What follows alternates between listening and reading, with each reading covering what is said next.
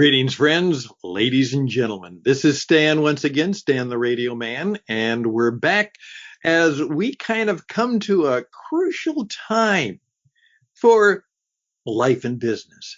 This is the week leading up to Labor Day here in the United States, and that is a holiday, a very significant holiday, and it's really to honor especially those people who make a living by, as some would say, the sweat of their brow, the strength of their back, those people who actually make a living by laboring, not just working, laboring. But of course, the whole idea has now spread that we all are honored by the fact that the way we make our living may be a good thing, and we are grateful for the opportunity to make a living. And so, however, we celebrate by taking a day off.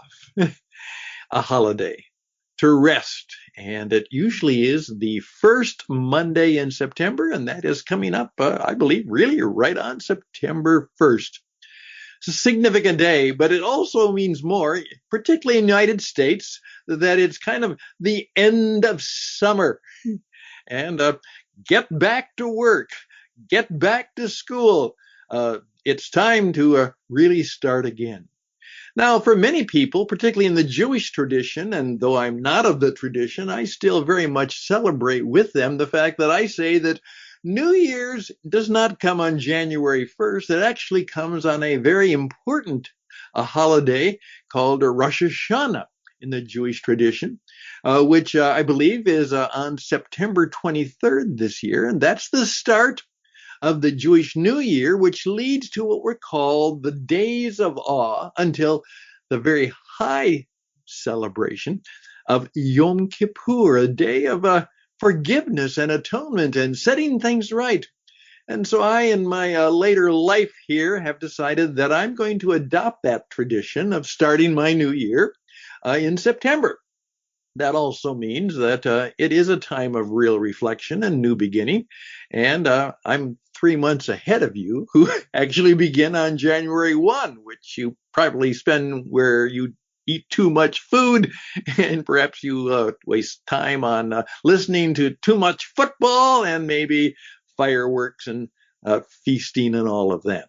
All of that's good, but we get a little bigger start to it.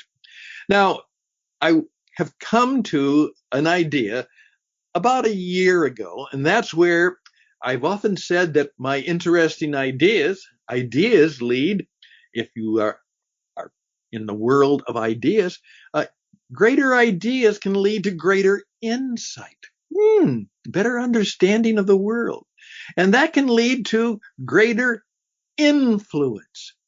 And that's because I was very much influenced by the work of Dale Carnegie, How to Win Friends and Influence People, a book that's over 80 years old, but still a bestseller. And I think it's still one of the best. And so I decided to try and update it a little bit with the modern days, because obviously it was written over 80 years ago. Still very timely and still very relevant, but the world has changed. And then I said, as one of my friends said, the important thing is that you have an impact in life. And then he said, impact is what really drives income. You make an impact, you might be able to have greater income. So ideas, insight, influence, impact, and income. There we go. So that's where I came up with impact. But then something else happened.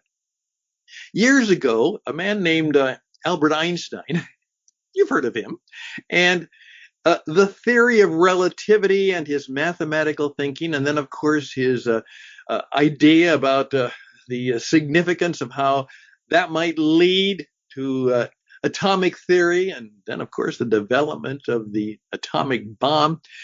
It was said that he also was working on what was called a theory of everything. Could he actually look at the world and see if he could have an explanation of why the world is the way it is?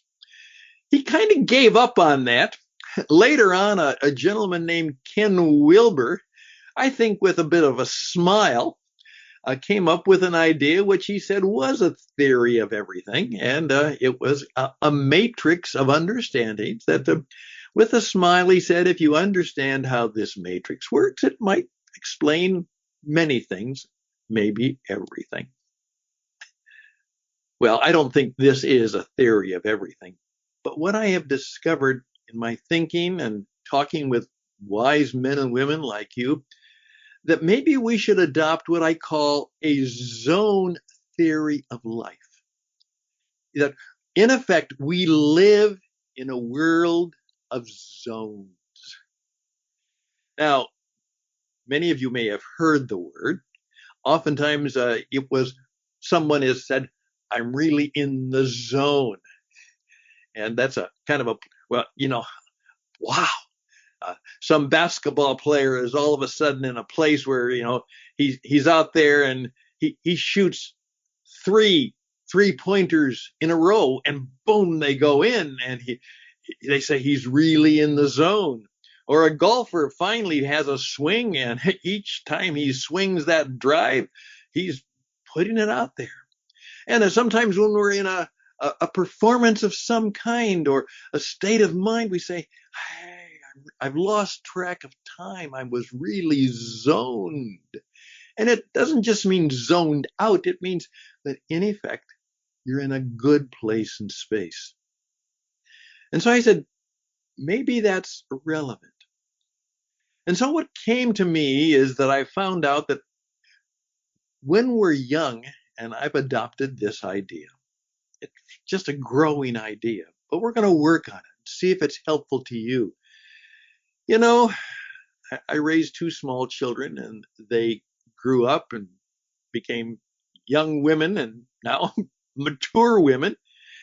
But of course, in dealing with young children, immense curiosity. Always. Why? What? I said, you know what? We were born as, I believe, God-inspired human beings with a deep sense of curiosity. We want to know how things work. And so I said, we were born into the curiosity zone. And that's a good zone because you're always learning, always exploring, trying to figure things out and how things work and asking questions. And even better, I said, if we can maintain that state of mind, because unfortunately most people lose it, they get it beat out of them in some way. A society comes in and school crushes their curiosity and say, just do what you're supposed to do. Don't ask all those questions. Eventually we learn, we'll just kind of conform rather than live in the curiosity zone that we were born into. And my world would say, don't ever leave the curiosity zone. Always ask yourself, could it be that everything I thought I knew and believed was wrong? Should I keep exploring and keep learning and keep trying to make a difference by doing things differently? But then eventually we have to come to a part where we've got to grow up or begin to grow up and make a living. And we've got to make an impact. Yeah. We got to make a little dent in the universe. We've got to do something that makes a difference so that people will compensate us and pay us and reward us so that we can have the things we need to live well and do well and make our mark. We got to hit the target. We've got to make an impact in the world today. That's what we have to do, and we have to do it well. So we move from the curiosity zone to the impact zone. And we're going to spend a long time there. That's what we're doing is we're living our lives and building our careers and creating new opportunities and building a business. We're trying to make an impact so that we can have, greater income and maybe greater insight and greater influence and then greater ideas again for innovation and creation. And that, I say, leads to an idea where finally we may begin to, as I say, go into what I call the impact zone, to the Issachar zone. Strange word, Issachar. Now, it comes from actually part of the Hebrew tradition, which I'm very much familiar with, that it was said in the olden days under the Jewish King David, the guy who put it to Goliath. That was an impact, put him down with a slingshot. That he had as his advisors a group of men and women from a tribal group called Issachar. Issachar. And the description was they understood the times and they knew what to do. Wow. Wouldn't that be great if you had the wisdom to truly, through your life experiences and education and your observation, that you were keen-minded, that you could better understand. As I say, the old cartoon character Bugs Bunny saying, "What's up, Doc? What's going on? And what should we do?" And this is kind of the period in our life when we maybe become wiser. We begin to realize, again, our curiosity has led us to realize that there were a lot of things we thought were true and right, and maybe they're not anymore. And so we grow in the Issachar zone, the wisdom zone. Many people never make it, but that's a zone that we can strive for. And then we say it's time to change things. Not only just make a difference, but create new things. And so we find a way, and it might be through a terrible accident, a tragedy, or a great love. Finally, we decide that we're in the transformation zone. We have the opportunity not only to change things, but to transform them. And so, in effect, we enter into the transformation zone. And these might be much later in our life when we really have the wisdom to do some significant things.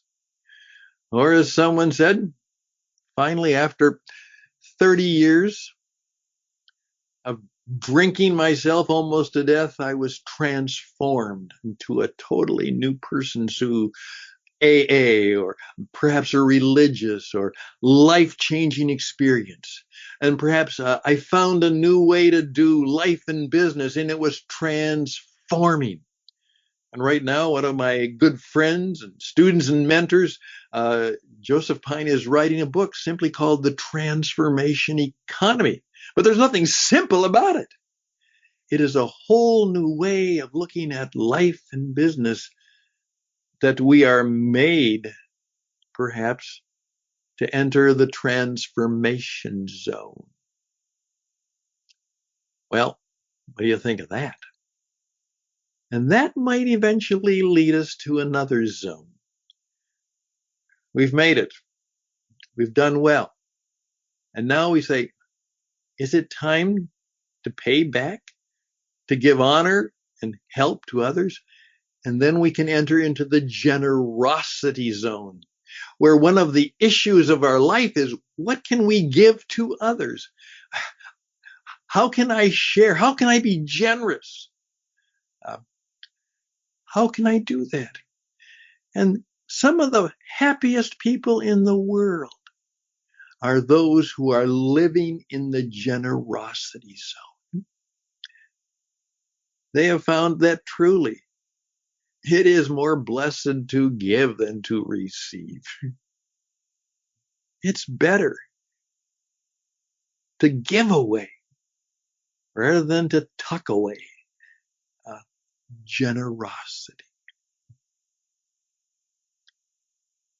Finally, we're at what I call the encore zone. We have lived a life that's full and rich and well, and now we go back. We're not going to retire. We're not supposed to quit. And you actually say spiritually, emotionally, physically, what's the next project in my life? What's the thing I should do now? Maybe I don't have to work anymore to make enough income. What can I do now? And some people say that, as one person said who was in the encore zone in a project that she loved, and I said to her, how's it working out? And she says, it's great. I only have one regret. I wish I would have done this 30 years ago. The encore zone. And it's a whole new way of perhaps living, as some people say, in the fourth quarter or more than the second half stage of life, that we find that maybe what we were made for, we can now do. And eventually, that may lead us at some stage in life. We always want to be in the curiosity zone, but all of a sudden we begin to realize maybe there's more to life than right here on planet Earth. Maybe there are spiritual and non-material and other things that transcend our own earthly and physical and material experience. And so we may find ourselves moving somewhat into the transcendence zone. The transcendence zone. Well, there we go. Now, keep in mind that this is a thought experiment that might help us know what to do. And that's why my colleagues and I are developing a book called The Coaching Zone, in which we're trying to help coach people into a zone way of living and a zone way of leading and a zoned way of coaching. Because you know what? We should always be helping and teaching others. We should always be living the life of a coach or a teacher or a mentor. We should always be in the business of helping other people flourish, to gain a good life, to gain the best performance out of their life. We should perhaps all know a little bit about what it's like to live and be and serve in the coaching zone. Well, that's what we're thinking about. What is a zone? Well, as we say, first of all, it's a state of mind. Then it's a state of being. Actually, it's not just in your mind, it's how you are. It also can be a state of place. I'm in the right place. I said to a young gentleman the other day, and he was telling me now that the position he has, he said, I feel I'm in the place just right. Finally, I've done a number of things, but it's a state of place. It could also be a state of practice where you understand that you're always in a place where you keep practicing. For a number of years, the summer visitor to our Caribbean home was a gentleman named, I'll let him be anonymous in some sense, but he was a world famous Metropolitan Opera star. He was called Jerome. We called him Jerry. Maybe you can discover who he was. Every morning, this man who was a Metropolitan Opera star and sang in the great, guess what? Every morning we heard him singing the scales. And we said, Jerry, why do you do that? And he would say, because I always have to be in a state of practicing. You never outgrow the state of a need to practice. because that's how you enter into the highest state, which is the state of performance. Performing at your best. Doing what you were made for. And we love the expression sometimes used by the world famous athlete, the star performer, Eric Liddell, from the story of Chariots of Fire, when he said to his sister, he said, "Don't you know, God made me fast. And when I run, I feel his pleasure." And so oftentimes I will say in my coaching, what are you doing when you feel the pleasure? I hope this might be helpful. We are going to continue, as I have with a few colleagues, and hopefully many of us, to see if living the zone full way of life may be part of the answer to how we enjoy and live a life of true and real success, and help others flourish and go and grow and be in the place just right too. Maybe that'll be a part of what your life could be about. Thank you for giving me 20 minutes. I hope it's been helpful and useful. And we will continue. Here we go at the latter part of 2025 as we go into the second quarter of the 21st century. Maybe we are called to understand all of the zones in a zone full life experience. All the best and blessings to you till we carry on, and maybe next time. Bye for now.